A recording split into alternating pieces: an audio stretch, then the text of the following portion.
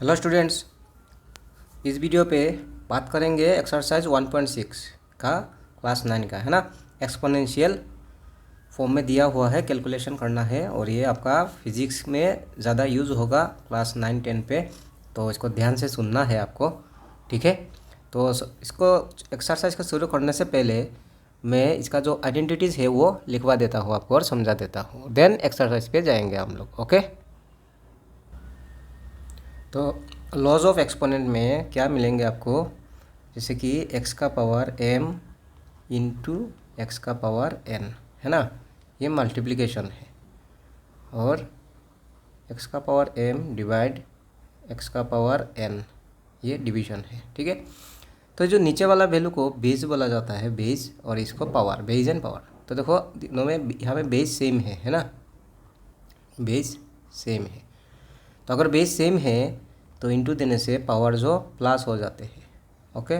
Into में power plus होगा और डिवाइड देने से पावर माइनस होगा, ठीक है। क्योंकि इंटू में वैल्यू इंक्रीज हो जाता है, इंटू देने पे वैल्यू इंक्रीज होते हैं ना, इसलिए पावर प्लस। डिवाइड देने पे वैल्यू डिक्रीज होते हैं, इसलिए डिवाइड पे माइनस। शर्त है बेस सेम होना है, ठीक है। उसी का ही दूसरा रूप, जैसे कि एक्स का पावर m इंटू वाई का power m, Y to the power m, है ना। अब देखो बेस सेम नहीं है, बेस सेम नहीं है, सो पावर प्लस नहीं होगा। बेस सेम नहीं है लेकिन पावर सेम है, तो बेस इंटू हो जाएगा और पावर जो कॉमन होगा, ठीक है। सेम डिवाइड में भी वही रूल होगा, X to the power m divide Y to the power m।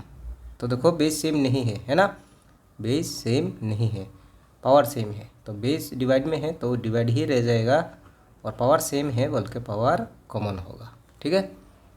Fifth law क्या है, X to the power X by Y power negative.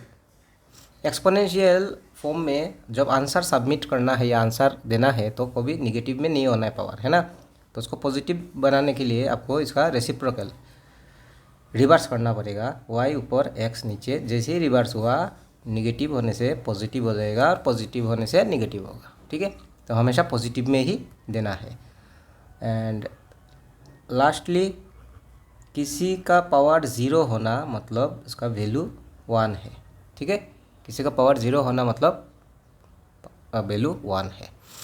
तो इंटू में पावर प्लस होगा अगर बेस सेम है तो, डिवाइड पे पावर माइनस होगा अगर बेस सेम है तो, उसी इंटू पे बेस सेम नहीं है लेकिन पावर अगर सेम है तो बेस इंटू हो जाएगा और पावर कॉमन हो जाएगा। डिवाइड में भी बेस अगर सेम नहीं है, पावर सेम है, तो बेस डिवाइड का डिवाइड ही रहेगा, पावर कॉमन हो जाएगा। निगेटिव पावर होने से उसको रिवर्स करना है आपको, हाँ, उल्टा रेसिप्रोकल करने पे पॉजिटिव हो जाएगा। और जब भी किसी का पावर ज़ीरो मिलेगा उसका वैल्यू 1 होगा, ठीक है। तो अब बढ़ते हैं हम लोग एक्सरसाइज पे। तो एक्सरसाइज का पहला क्वेश्चन है, फाइंड, वैल्यू ढूंढना है 64 टू द पावर हाफ। 64 का पावर हाफ होने से इसका वैल्यू क्या होगा। तो सबसे पहले आपको क्या करना है, देखो 64 इसको प्राइम फैक्टराइजेशन, 2 3 जा 6, 2 2 जा 4, देन 2 से 2 16 जा 32, देन 2 से 2 8 जा 16, देन 2 4 जा 8, एंड देन 2 2 जा 4। तो 2 कितना दिख रहा है आपको, 1 2 3 4 5 6 6, तो यह में आएगा 2 का पावर 6, ठीक है। 64 का प्राइम फैक्टराइजेशन करके 2 6 बार आया तो 2 का पावर 6, और ये पावर पहले से है तो पावर इंटू होगा, ठीक है। ये 2 से 3 कैंसिल होने पे 3 मिलेगा, दैट मीन्स अभी आया 2 का पावर 3, और 2 का पावर 3 होना मतलब 2 को 3 बार इंटू देना है ना। तो 2 को 3 बार इंटू देने पे 2 2 जा 4, 4 2 जा 8 हुआ इसका आंसर, ठीक है। सेम हुए 32 को, जैसे 32 को भी प्राइम फैक्टराइजेशन करने से 2 16 जा 32, 2 से 16 को डिवाइड देने पे 2 8 जा 16, 2 से 4 देने से 2 4 जा 8, एंड 2 2 जा 4। तो 1 2 3 4 5, तो क्या हुआ 2 का पावर 5, और ये पावर पहले से है तो वो इंटू में आएगा, है ना। कैंसिल होके क्या बचा, 2 का पावर 1, और 2 का पावर 1 होना मतलब 2 है, ठीक है बच्चों। होप आपको समझ में आया। बढ़ते हैं नेक्स्ट क्वेश्चन पे। तो नेक्स्ट क्या है, 125 टू द पावर 1/3। तो सेम है, 125 को भी आपको प्राइम फैक्टराइजेशन करना है, जहाँ number ending with 5 is divisible by 5। Last पे अगर 5 है तो 5 से डिवाइड होगा ही। 5 2 ज़ा 10 एंड 5 5 ज़ा 25, देन फिर 5 5 ज़ा 25, तो 1 2 3 5 मिला 3 बार, तो 5 का पावर 3 और ये पावर अपना है उसका ही है, तो वो इनटू में आएगा। 3 3 कैंसिल हुआ और ये 5 का पावर 1, दैट मीन्स इसका वैल्यू 5 हुआ। ठीक है, तो जाते हैं फिर नेक्स्ट क्वेश्चन नंबर 2 पे। तो देखो ये है क्वेश्चन नंबर 2, यहाँ में भी फाइंड मतलब वैल्यू ही ढूंढना है ना। तो 9 का पावर 3/2, 9 कैसे होगा, 3 3 ज़ा 9, 3 3 ज़ा 9 होगा, ओके, और पावर 3/2 है। देन 3 दो बार इंटू होने का मतलब 3 का पावर भी 2 है ना, और ये तो पहले से है तो वो इंटू में आएगा। इंटू में आने पे 2 2 कैंसिल हुआ और 3 का पावर 3, 3 का पावर 3 होना मतलब 3 को 3 बार इंटू देना है, 3 टाइम्स, तो 3 3 ज़ा 9, 3 ज़ा 27 है, ओके। 32 अभी मैंने दिखाया था, 32 मीन्स 2 को 5 टाइम्स मल्टीप्लाई देने पे 32 होगा। ठीक है, 2/5, तो 2 1 2 3 4 5, दैट मीन्स 2 का पावर 5 और ये पहले से है सो वो होगा इंटू पे, है ना।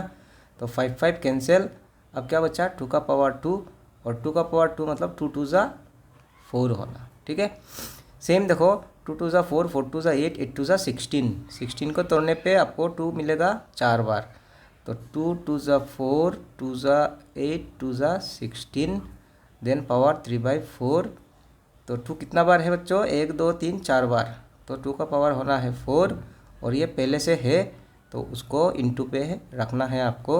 ये कैंसिल हुआ, अब 2 का पावर 3 है, दैट मीन्स 2 3 टाइम्स इंटू होना है और 2 3 टाइम्स इंटू होने पे 2 2 ज़ा 4, 2 ज़ा 8 होगा। ठीक है, 125 को दिखाया मैंने, 125 कैसे आएगा, 5 को 3 टाइम्स मल्टीप्लाई देने पे, 5 5 ज़ा 25, 25 5 ज़ा 125, पावर क्या है -1/3।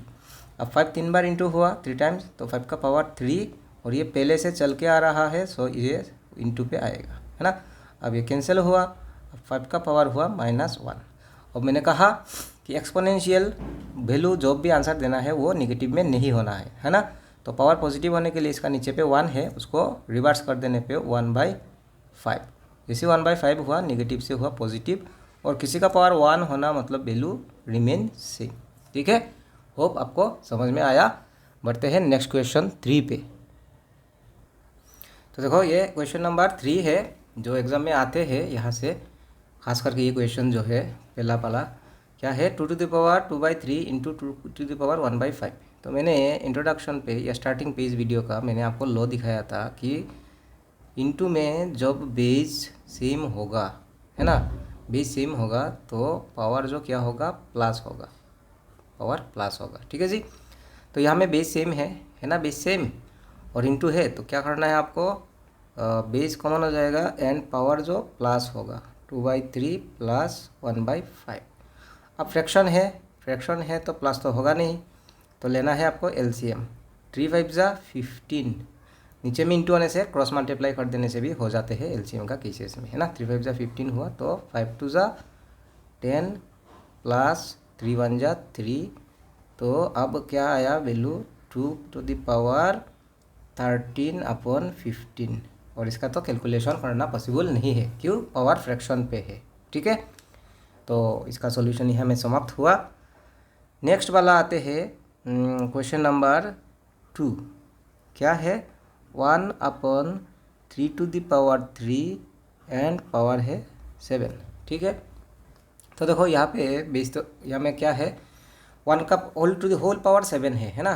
तो देखो 1 का पावर 1/3, 1 का पावर तो कुछ भी दे सकते हो आप लोग, है ना। हम लोग 1 का पावर कुछ भी लगाने से, क्योंकि 1 को कितना बार भी उसी के साथ इंटू दो, इंटू देने पे 1 ही रह जाते हैं। सो ये जो पावर 3 है इसको मैं कॉमन में ले लूँगा, दैट मीन्स आप ये पावर 3 जो पहले 3 का था अब 1 का भी हो गया और 3 का भी हो गया, है ना। तो 1 का पावर कुछ भी दो फर्क नहीं पड़ेगा, और पहले से क्या है 7 है, तो वह इंटू, तो अब क्या मिलेगा आपको, 3 7 ज़ा 21, है ना, 3 पावर 7 21। अब देखो 1 का पावर 21, 3 का पावर भी 21, है ना। तो 1 का पावर 21 होने से, 1 का पावर 21 होने से तो 1 ही रहेगा, और 3 का पावर 21, दैट मीन्स 3 को 21 टाइम्स मल्टीप्लिकेशन करना है ना। तो 3 टाइम्स मल्टीप्लिकेशन करना, 21 टाइम्स मल्टीप्लिकेशन करना मतलब बहुत लंबा टाइम लगेगा। सो ज़्यादा बड़ा पावर होने से उसको उसी पे ही रहने देना है। तो ये इसका आंसर है। लेकिन आपका टेक्स्ट बुक पे इसका आंसर दिया हुआ है 3⁻⁻21 ये दिया है ना। वो कैसे आया देखो, ये जगह से, ये जगह से, लेकिन ऐसा नहीं लिखना है ना, क्योंकि एक्सपोनेंशियल पावर नेगेटिव में नहीं होना है। तो फिर भी मैं समझा देता हूँ। ये रिवर्स 1/3 को अगर आप 3/1 लिखोगे तो रिवर्स करने पे पावर क्या हो जाएगा, साइन चेंज हो जाते हैं। तो 1 से 3 को डिवाइड देने पे 3 ही होगा और ये है पावर 21, है ना। ठीक है, लेकिन आपको ऐसे नहीं लिखना है, आपको इसी में रख देना है। ठीक है, बढ़ते हैं नेक्स्ट पार्ट पे।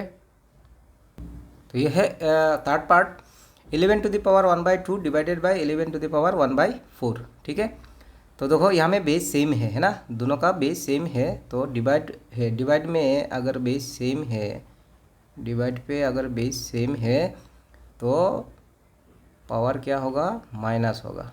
ठीक है, तो उस हिसाब से आप इसको 11⁻1/2 डिवाइड 11⁻1/4, अब जब बेस सेम है तो ये रूल्स लग जाएगा कि बेस होगा कॉमन और पावर होगा माइनस। ठीक है, अब देखो फ्रैक्शन है, फ्रैक्शन को माइनस करना पॉसिबल नहीं है, तो लेना होगा एलसीएम। ठीक है,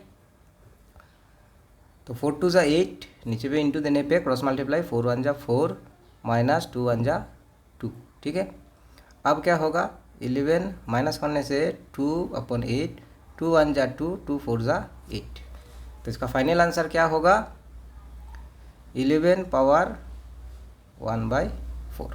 और 1/4 फ्रैक्शन में है, पावर फ्रैक्शन में होने से कैलकुलेशन करना पॉसिबल नहीं है। ओके, तो नेक्स्ट है फोर्थ, और फोर्थ में है 7⁻1/2 इंटू 8⁻1/2। तो ये कौन सा रूल्स लग जाएगा, मैंने कहा था ये भी इंटू में है लेकिन बेस सेम नहीं है, लेकिन पावर सेम है ना। तो इंटू में अगर बेस सेम नहीं है और पावर सेम है तो क्या होगा, बेस इंटू है, इंटू ही रह जाएगा, और पावर सेम है इसलिए कॉमन हो जाएगा। ठीक है जी, तो उस हिसाब से देखो 7 8 = 56 का पावर 1/2। ठीक है, और 56 का पावर 1/2, और ये आगे कैलकुलेशन पॉसिबल नहीं है, तो ये समाप्त हुआ। तो ये था आपका एक्सरसाइज 1.6 एक्सपोनेंशियल फॉर्म में, और जिसको मैंने समझाने का कोशिश किया। अगर आपको समझ में आया, पसंद आया वीडियो, तो एक लाइक दबा देना। ठीक है, मिलते हैं हम लोग नेक्स्ट वीडियो पे, चैप्टर 2।